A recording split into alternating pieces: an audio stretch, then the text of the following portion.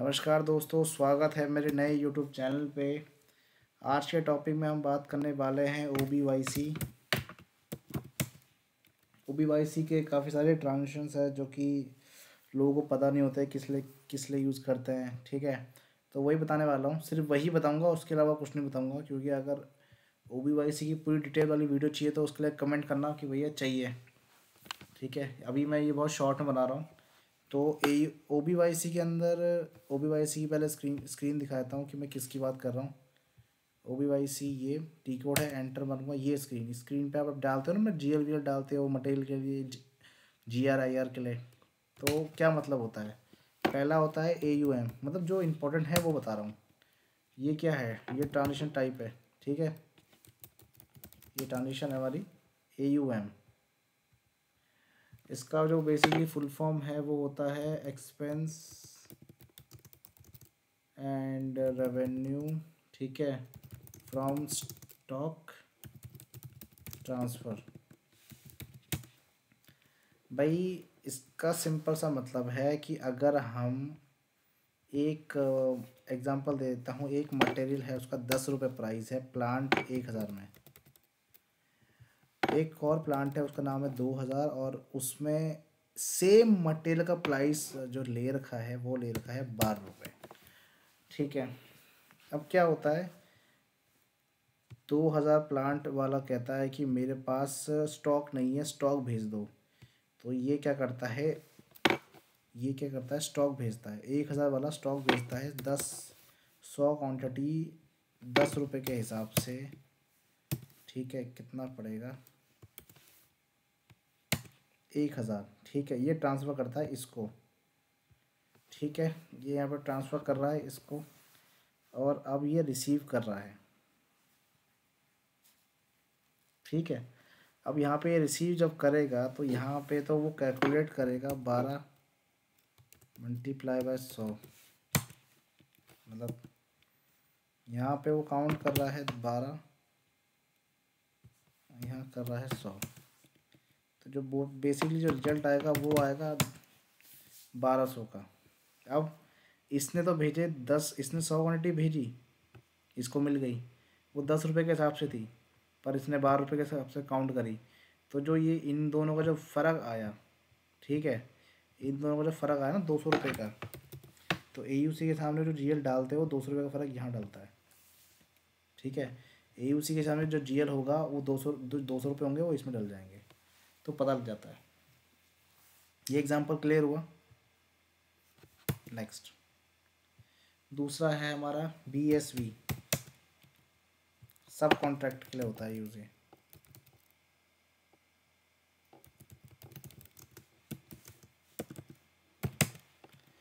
अब सब कॉन्ट्रैक्ट पहले होता क्या, पहले यही समझ लो। 10 क्वांटिटी दी मैंने किसी को, वेंडर को दी, उसने मुझे वापस दी 10 क्वांटिटी। क्या मतलब हुआ? कुछ मतलब नहीं बना।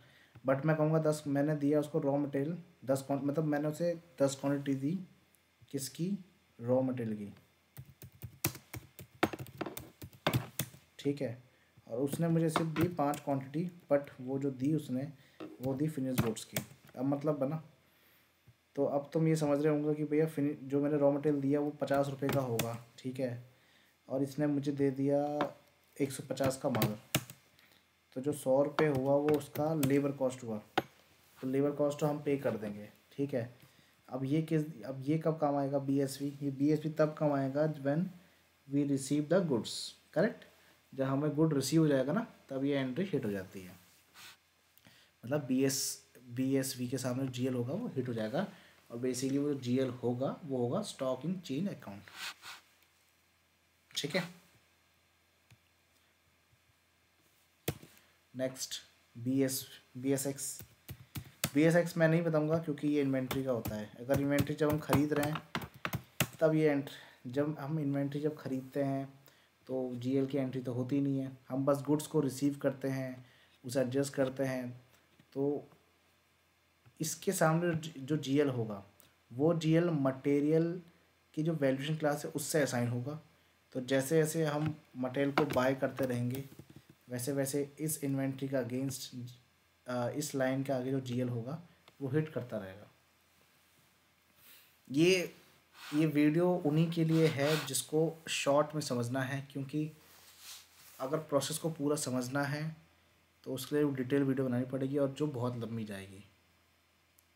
ये इसलिए है कि अगर लगा लो कोई पूछ लेता है शॉर्ट में कभी इंटरव्यू में तो आपको आसानी पड़ जाएगी।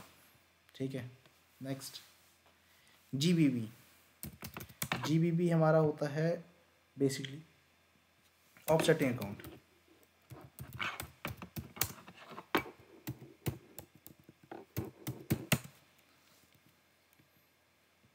ठीक है, जीबीबी होता है हमारा ऑफसेटिंग अकाउंट। ऑफसेटिंग अकाउंट का मतलब बेसिकली क्या होता है, एग्जांपल ले लेते हैं कि मैंने प्रोडक्शन समझते हो सब, प्रोडक्शन, मैं प्रोडक्शन कर रहा हूँ तो मैंने क्या करा कि नीचे कॉल करा, नीचे वाले वेयर हाउस में मैंने कॉल किया, मैंने बोल दिया कि भाई मोबाइल फ़ोन बनाना है, कच्चा माल ले आओ। ठीक है, तो कच्चा माल आ गया, तो कच्चा माल जब आएगा तो इन्वेंट्री मेरी कम हो जाएगी, करेक्ट। अब यहाँ पे जो एंट्री बनती है जब मैं करने जाऊँगा तो हमारा जो एंट्री बनेगी वो लगेगी कंजप्शन अकाउंट होगा, जो वो डेबिट हो जाएगा, और क्रेडिट क्या होगा हमारी इन्वेंट्री, क्योंकि इन्वेंट्री हमारी कम हो गई, करेक्ट। तो इन्वेंट्री जो है वो तो BSX का पार्ट हो गया, ये रहा जो, ठीक है। पर जो कंजप्शन है ये ऑफसेटिंग अकाउंट हुआ, तो जब ऑफसेटिंग अकाउंट होगा उसको जीबीबी बोलते हैं।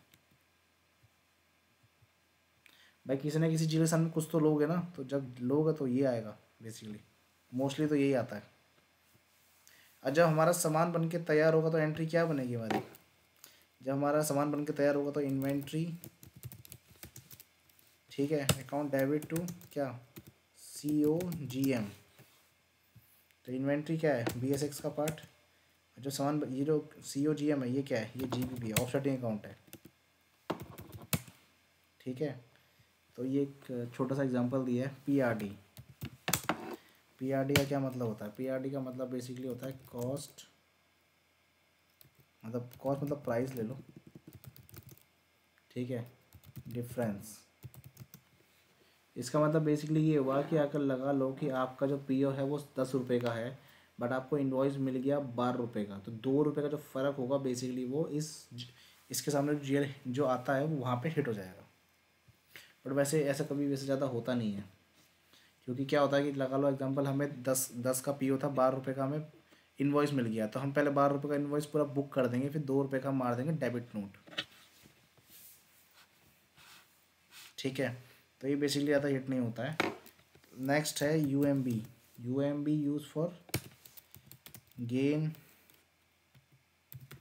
Loss from revaluation. महीने के आखिरी के अंदर हमने ये चेक किया कि हमारे पास जो रॉ मटेरियल जो भी हमारा वो है इन्वेंट्री है उसका हम रिवैल्यूएट कर रहे हैं कि भैया बुक्स में लिखा है 10 पर दुकान में पड़ा है 9, तो 1 रुपये का जो है, जो एक क्वांटिटी का जो प्राइस का आगे पीछे जो हमें करना है वो इसमें इस जील के सामने हम कर देते हैं। याद रखिए ये तो ऑडिट के टाइम बड़ा काम आता है, तो ऑलवेज रिमेंबर, ठीक है। WRX ये तो आप नहीं भूलोगे क्योंकि ये है GRIR, ठीक है, क्लियरिंग अकाउंट। GRIR की क्लियरिंग मतलब PO मतलब वही है कि जब P2P साइकिल चलती है तब इसका बड़ा यूज़ करते हैं, ठीक है। अदरवाइज मतलब यही होता है यूज़। तो ये था बेसिकली हमारा OBYC का सिनेरियो।